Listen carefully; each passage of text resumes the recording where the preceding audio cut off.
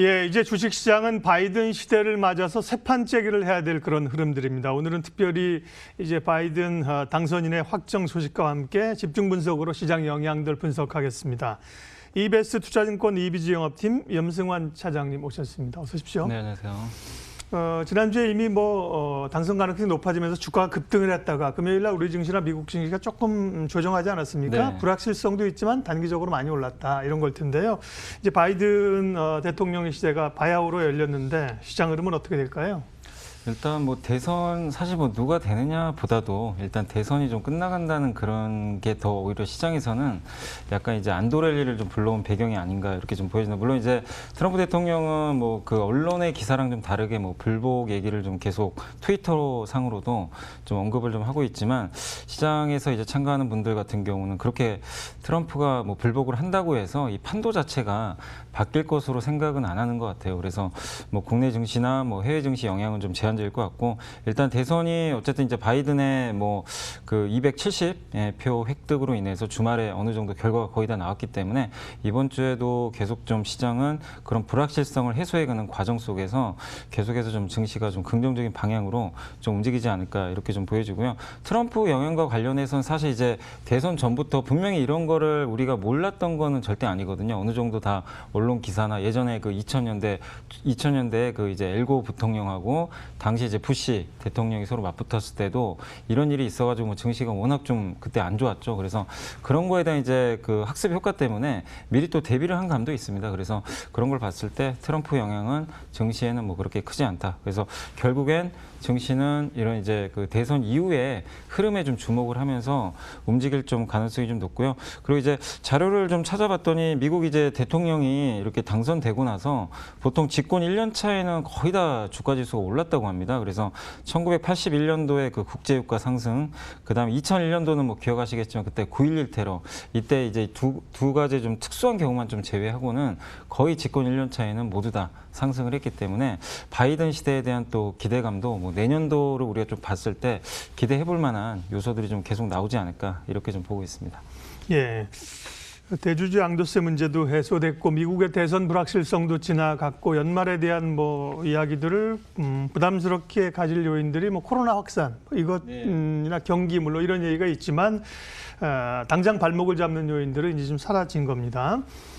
시장의 구조 자체가 사실 올해는 개인 투자자들이 동학개미가 끌고 왔는데 최근에 사실 좀 에너지가 조금 떨어진 듯한 바가 있거든요. 자금의 수혈이나 그런 점에서 외국인들의 움직임을 주목하는데 바이든 당선, 달러 약세, 원화 강세, 외국인 수급 이런 구조가 지금은 안 먹혔는데요.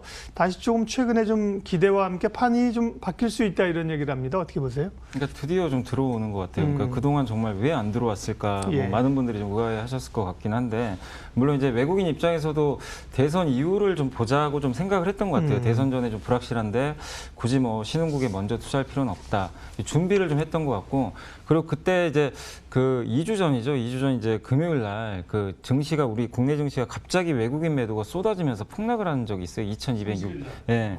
그 당시에 이제 빠졌던 가장 큰 배경으로 많이 뉴스에 나왔던 게 이제 중국의 그 엔투그룹 있잖아요. 예. 네. 그 상장 때문에 그게 뭐 삼성전자 같은 기업이 하나 딱 떡하니 그냥 옆에 홍콩에 상장을 하다 보니까 외국인들 입장에서 당연히 우리 한국물에 대해서 일단 던지고 그쪽으로 이제 갈아타려는 움직임들이 나왔던 거죠.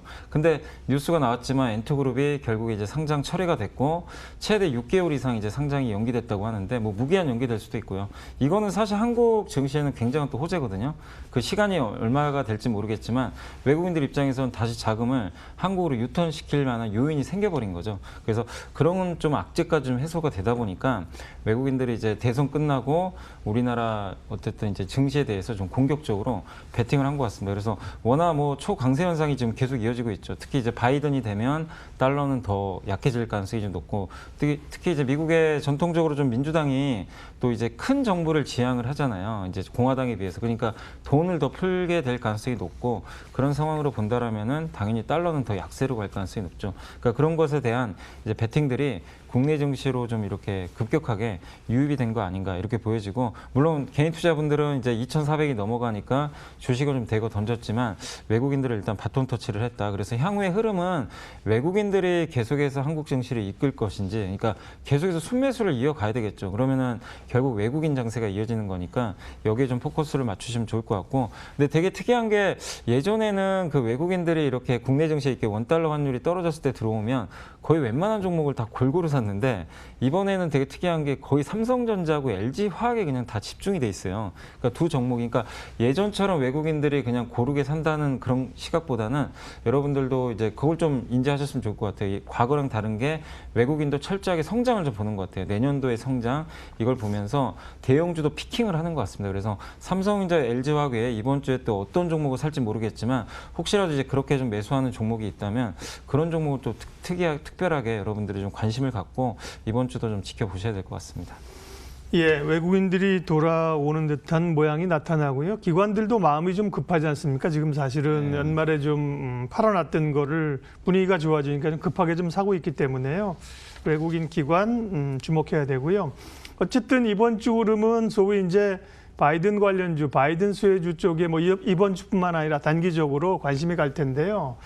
많이 올랐다는 부담감이 있고, 사실 그게 또 시대적인 우리도 그렇고 이제 추세잖아요. 네. 그 가운데서 이제 소위 이제 친환경 쪽의 전략을 좀 잘 세워야 될 텐데 어떻게 대응할까요? 네. 일단 친환경도 딱 보면 이제 친환경 차가 있고, 네. 그다음에 이제 많은 분들이 아시는 뭐 태양광, 풍력, 수소로 대표되는 그 신재생 에너지 쪽이 있잖아요. 근데 저는 이제 두 개는 좀 나눠서 생각을 해야 된다고 생각합니다. 일단 친환경 차에 대해서는 굉장히 좀 긍정적으로 계속 시각을 좀 가져가셔야 될 것 같아요. 왜냐하면 지금 바이든 후보의 또 공약 중에 하나가 이제 또 2050년도에 이제 탄소 배출제 제로인데, 그 전에 이제 친환경차에 대한 다양한 인센티브들을 좀 내놓을 것이라는 그런 얘기들이 나오고 있고, 또 뉴스 보니까 미국의 엄청난 규모의 또 전기차 충전소를 설치를 하겠다고 좀 밝혔습니다. 그러니까 무슨 얘기냐면 그 전에는 사실 이제 2차 전지, 우리나라 전기차 뭐 배터리 관련 기업들이 미국은 거의 배제를 했어요. 미국 시장은 뭐 트럼프 대통령이 워낙 그쪽에 대해서는 별 관심이 없었습니다. 그러다 보니까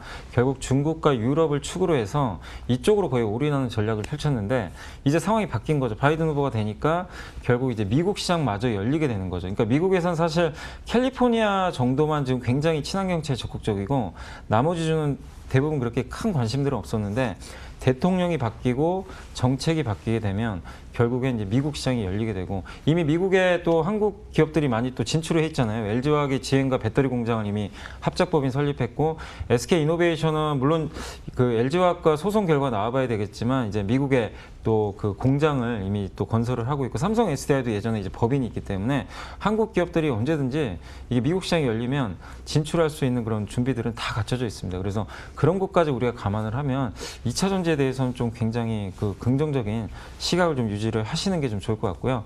그 관련해 가지고는 저는 역시 뭐 세계적인 또 양극재 기업이죠. 에코프로 BM에 대해서 좀 긍정적으로 보셨으면 좋겠습니다. 물론 이제 LG화학, 삼성 SDI 같은 기업들도 물론 좋지만 에코프로 BM이 그래도 양극재, 특히 삼성과 그 SK이노베이션이 또 대규모 공급 계약을 맺었던 그런 경험들이 있기 때문에 상당히 좀 시장 점유율을 좀 확대하지 않을까, 일단 이렇게 보고 있고, 두 번째로 그 신재생 에너지 같은 경우는 일단은 이제 앞서 친환경은 제가 좋게 말씀드렸지만 조금은 좀 비중을 줄이는 전략이 좀 필요하지 않을까, 예. 이렇게 좀 말씀을 좀 드리고 싶은 이유가 많이 올라서요? 예, 일단 좀 많이 올랐습니다. 예. 그러니까 내년도에 당연히 뭐 내운영 그림은 좋은데 주가가 사실 그 2차 전지랑 비교가 안 될 정도로 주가가 정말 올해 많이 올랐거든요. 엄청나게 올랐는데 바이든에 대한 베팅이 굉장히 많이 들어가 있었어요. 근데 우리가 세론 뉴스라고 어느 정도 이제 바이든이 된 걸 또 예측들을 했기 때문에 그게 주가에 저는 충분히 녹아들었다고 생각합니다. 그래서 금요일날, 지난주 금요일날 보니까 의외로 좀 많이 흔들리더라고요. 그러니까 2차 전지 관련주는 주가 연속 상승이 나왔는데 하나솔루션 같은 기업들은 약간 또 흔들리더라고요. 그러니까 그런 걸 보면 차익 실현하고 싶은 욕구도 지금 굉장히 강한 것 같아요. 그래서 그런 걸 봤을 때 여기서 뭐 앞으로 안 좋습니다 이게 아니라 적어도 연말까지는 좀 그런 이제 가격에 대한 부담감이 있기 때문에 신재생 에너지 쪽은 좀 약간은 좀 비중을 줄이면서 한번 그 친환경과 신재생 에너지 좀 다르게 전략을 좀 가져가보는 좀 흐름이 좀 필요하지 않을까, 네. 이렇게 좀 말씀을 드리고 싶고요. 헬스케어도 있네요. 네, 예. 헬스케어는 좀 다른 것 같아요. 그러니까 이 오바마 케어가 부활을 하게 되면 이제 전 국민 의료보험이 들어가게 되거든요. 그럼 이제 큐라 그러죠. 이 제약회사들의 매출이 엄청나게 늘어날 가능성 분명히 있어요. 근데 우리나라도 그렇지만 이 전국민 의료보험을 하면 약가 인하가 무조건 들어가게 됩니다. 그렇게 보면 신약 개발하는 회사들한테는 부담이죠. 당연히 마진이 떨어집니다. 그래서 네. 신약 개발하는 회사들한테 안 좋은데 반대로 바이오시밀러는 좋을 수밖에 없어요. 왜냐하면 약가를 이미 그 오리지널 신약 대비해서 한 30% 싸게 공급을 하니까 이 어떻게 보면 오바마 케어를 했을 때 바이오시밀러가 굉장히 또 유리해질 수가 있는 거거든요. 그래서 헬스케어 쪽에서는 바이오시밀러에 대해서 좀 비중 확대 의견 좀 드리고 싶고 또 삼성 바이오로직스 좀 잘 보시면 좋겠고 그 외에 뭐 진단 회사들도 뭐 앞으로 그러니까 바이든 후보의 좀 공약 중에 하나도 이렇게 사후 뭐 이렇게 치료가 아니라 예방의학 쪽에 좀 많이 방점이 바뀌어 있대요. 그러니까 예방하는 건 일단 진단을 해야 되는 거잖아요. 그래서 진단 시장도 좀 커질 수 있다. 이렇게 좀 말씀을 드리고 싶고 네. 그다음에 이제 마지막으로 경기 민감주도 저는 나쁘게 안 봅니다. 왜냐하면 아까 말씀드린 대로 재정을 확대하면 금리가 올라갈 가능성이 좀 굉장히 높거든요. 그렇게 보면 당연히 좀 은행 업종 같은 이제 가치주도 상당히 좀 긍정적일 수 있기 때문에 경기 민감주는 뭐 당장은 아니더라도 내년에 만약에 금리가 회복되면 좀 좋은 또 수혜를 받을 수 있으니까 그런 것까지 좀 염두에 두시면서 한번 보시면 좋을 것 같습니다. 예.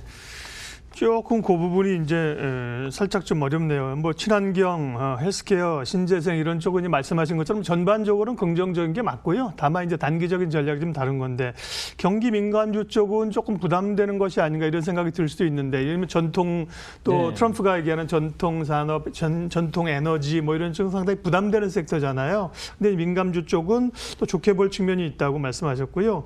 단기적으로 보면 그러면 이제 바이든 대통령의 당선 소식으로 좀 부담을 받는 섹터는 어디일까요? 일단 이제 금리가 만약에 올라가게 되면 그 성장주들이 항상 금리가 오르면 좀 피해를 받잖아요. 예. 그러니까 할인을 받으니까 그런 면에서 이제 그 우리 국내 뭐 대표적으로 뭐 인터넷이라든가 게임 같은 성장주 그리고 아까 말씀드린 신약 개발 업체도 당연히 그 성장에 대한 프리미엄을 받거든요. 그러니까 당연히 이런 부분들이 좀 금리에 또 영향을 받아서 좀 부담이 될 수밖에 없습니다. 그래서 그리고 또 이 바이든 후보가 또 자사주 매입 제한이라든가 인터넷 기업 규제 또 법인세 인상이라든가 이런 게 당장은 아니라 하더라도 또 1, 2년 후에는 이런 작업들을 또 할 수가 있기 때문에 물론 이게 공약이기 때문에요. 그런 걸 봤을 때는 성장주 전반적으로는 좀 부담이 될 수 있다. 장기적으로 이렇게 좀 보시면 좋을 것 같고 다만 이제 뭐 경기 민감주에 대해서는 시각들이 많이 엇갈리는데 저는 뭐 적어도 은행 업종은 그렇게 뭐 나쁘게 보실 필요는 없는 것 같아요. 금리가 어쨌든 오르는 쪽으로 대부분 내년도를 좀 전망을 하고 있기 때문에 긍정적으로 좀 보고 있는데 특히 이제 정유주에 대해서는 그러니까 정유라든가 석유화학이라든가 뭐 철강에 대해서는 논란들이 많은 것 같아요. 물론 이제 피해주죠. 사실 어떻게 보면은 또 친환경적인 부분에 대해서 공약들을 내고 있기 때문에 정유나 화학 업종들이 좀 일부 피해를 보는 건 사실인데 다만 저는 정유주 쪽에 대해서는 내년도에 좀 약간 다크호스 같아요. 왜냐하면은 지금 바이든 후보는 셰일오일 기업들을 지원을 안 합니다. 아마 구조조정 할 것 같아요. 그러면은 이 원유를 생산하는 미국 기업들이 당연히 공급이 줄어들 수밖에 없거든요. 그러면 이게 미국도 생산량이 엄청나게 많아요. 원유 생산량이. 그래서 트럼프 시대에 유가가 굉장히 낮아진 걸 아마 여러분들이 아실 겁니다. 그럼 어떻게 보면은 정유주 입장에서는 이 바이든 후보가 돼서 구조조정이 돼버리면 내년에 유가가 한번 올라갈 수도 있는 거거든요. 그래서 그런 쪽에서 오히려 좀 수혜도 한번 받을 수도 있는 거니까 그러니까 이 부분은 일단 확인은 해봐야 될 것 같아요. 내년에. 근데 한번 정유주도 유가의 흐름을 좀 체크해 보시면서 한번 대응을 해보시면 좋을 것 같습니다. 예. 바이든 수혜주와 피해주를 봤는데 공감하시겠지만 또 이렇게 무자르듯이 할 수 없는 영역들도 꽤 있습니다. 이제 에너지라고 하더라도 전통 에너지도 또 친환경을 이제 접목해야 되고 예. 이런 가치가 있고요. 동학개미들은 잘하고 계시니까 서학개미들 얘기 잠깐 할까요? 이제 미국에 가서 특별히 대선 전에 또 뭐 기술주를 좀 더 비중을 실었다 이런 얘기도 나오고 있는데요. 근데 기술주는 공화당이 이제 상원을 잡으면 좀 저지를 해주겠지만 또 불안감도 있고요. 미국의 기술주 흐름들 혹은 이제 미국 기술주에 투자하고 계신 분들은 어떻게 하면 좋을까요? 그러니까 아까 말씀드린 대로 이 반독점 규제에서 자유롭지 못한 기업들 있잖아요. 뭐 애플이라든가 아니면 뭐 구글이라든가 아마존, 페이스북 같은 이제 그런 성장 기업들 같은 경우는 당연히 주가가 좀 부담을 받을 수밖에 없어요. 그리고 이 기업들이 주가가 안 올랐으면 좀 뭐 크게 염려하실 필요는 없는데 워낙 또 많이 올랐잖아요. 예. 그래서 이런 걸 계기로 했을 때 좀 저는 좀 쉬어간다고 봅니다. 이 기업들이 나빠서가 아니라 그런 또 부담감. 물론 규제 이슈는 한 2년 정도 지나야 될 거예요. 당장 나오는 건 아니라서 큰 악재는 아닌데 가격에 대한 부담이 저는 있기 때문에 이들 기업에 대해서는 좀 오를 때 약간 좀 수익 실현하는 전략이 좀 필요하지 않을까 이렇게 좀 말씀을 드리고 싶고 다만 테슬라는 좀 예외입니다. 테슬라 같은 기업들은 미국의 2차 전지 시장이 이제 아까 말씀드렸잖아요. 전기차 시장이 바이든 후보로 인해서 이제 열리게 되거든요. 완전히 닫혀있던 시장이었어요. 그렇게 보면 테슬라는 더 날개를 얻게 되겠죠. 또 미국뿐만 아니라 유럽에서 중국에서 워낙 또 잘하니까 그래서 전기차 관련에 대해서는 그 미국에 이렇게 투자하신 분들 같은 경우 미국에 또 상장되어 있는 또 니오라는 중국 기업도 있잖아요. 그런 쪽에 대해서는 좀 오히려 좀 긍정적인 시각을 갖고 그러니까 성장이 확실히 담보되는 업종들이니까 2차 전지나 좀 아니면은 이 전기차 섹터는 좀 다르게 봐야 되지 않을까 생각을 하고 있습니다. 예, 말씀하신 거 모아가지고 전략 좀 간략하게 정리해 주시겠습니까? 네. 일단 이제 연말 뭐 대주주 양도차익 과세도 좀 해소가 됐고 네. 대선 이슈까지 종료됐기 저는 이 두 개가 제일 크다고 보거든요. 그렇게 봤을 때는 결국에는 증시에 대해서 우리가 부정적으로 볼 만한 이유는 없고 다만 이번 주에 옵션 만기거든요. 옵션 만기고 증시가 정고점에 딱 도달을 했어요. 그래서 좀 쉬어갈 수 있습니다. 그래서 약간의 속도 조절 좀 이용하셔가지고 조정 시에 좀 비중을 좀 늘리는 전략 좀 필요할 것 같고요. 또 3분기 실적 발표 막바지니까 실적주도 좀 잘 체크하셔서 보시면 좋겠습니다. 어쨌든 결국에 뭐 다음 주가 좀 될 것 같은데 코스피 저는 정고점 돌파를 좀 기대를 하고 있습니다. 그래서 외국인들이 이번 주에도 좀 어떤 종목을 사는지 한번 유심히 지켜보시면서 외국인 순매수 종목 또 실적주 위주로 주식 비중을 늘리시면서 연말에 어쨌든 이게 많은 분들이 좀 시각은 엇갈립니다. 지금 비싸다 싸다 뭐 이런 논란들은 있지만 제가 보는 관점에서 여전히 엄청난 좀 유동성이 좀 그 증가하는 국면에 아직은 놓여 있기 때문에 그런 걸 봤을 때 좀 시장은 강세장으로 좀 보시고 대응을 하실 필요가 좀 있지 않을까 이렇게 말씀을 드리겠습니다. 바이든 시대 시장 대응 전략 또 이번 주 전략 EBS 투자증권 이비지 영업팀 염승환 차장님과 오늘 특별히 집중 분석 진행했습니다. 고맙습니다. 네, 감사합니다.